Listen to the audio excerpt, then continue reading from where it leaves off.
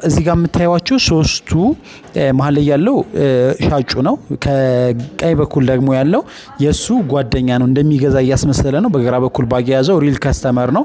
ሶ ዋጋ እየጠየቀው ልክፈል ብሎ የተደራደሩ ነው ያሉት እዚህ ጋር። ከዛ በቀኝ በኩል ያለው ለመክፈል ስልኩ ላይ እየሞከረ ነው። ሌላ አዲስ ሰው መጣ፣ ሁለተኛ ከስተመር ማለት ነው። ስለዚህ ይህ ሰውዬ ጓደኛው ሲከፍል ስላየ እሱም ከፈለና እቃውን ገዝቶት ሄደ።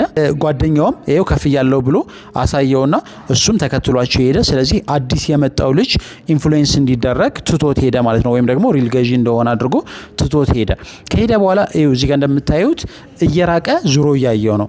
ስለዚህ ዙሮ ተመልሶ ሲያየው አዲሱ ከስተመር የመግዛት ፍላጎት እንደሌለውና አቋርጦ ሲሄድ ተመለሰ ማለት ነው። ስለዚህ አሁን የሚመጣና ሌላ ሰዎች ሲመጡ ኢንፍሉዌንስ ያደርጋል ማለት ነው። ልጆቹ እያጭበረበሩ ወይም ደግሞ ሰዎቹን እያታለሉ አይደለም። ታዲያ ምንድነው ኢንፍሉዌንሰር ማርኬቲንግን እየተጠቀሙ ነው። ኢንፍሉዌንሰር ማርኬቲንግ ግዴታ ሰዎች የሚታወቁ ፌመስ የሆኑትን ብቻ አይደለም።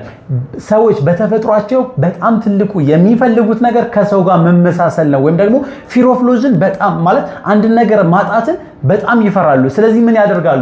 ሰዎች የከበቡት ሰዎችን የወደዱትን ወይም ደግሞ ሰዎችን የገዙትን ለመግዛት ፍላጎት ይኖራቸዋል።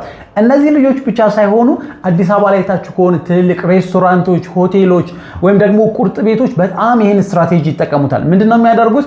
ጓደኞቻቸውን፣ ዘመዶቻቸውን ወይም ደግሞ እዛ አካባቢ ያሉትን ሰዎች በአጠቃላይ መኪናቸውን እነሱ ጋር ፓርክ እንዲያደርጉ ያደርጓቸዋል። ፓርክ ሲደረግ ያ ቤት ግርግር ይበዛል ወይም ደግሞ ክራውድድነት ይኖራል።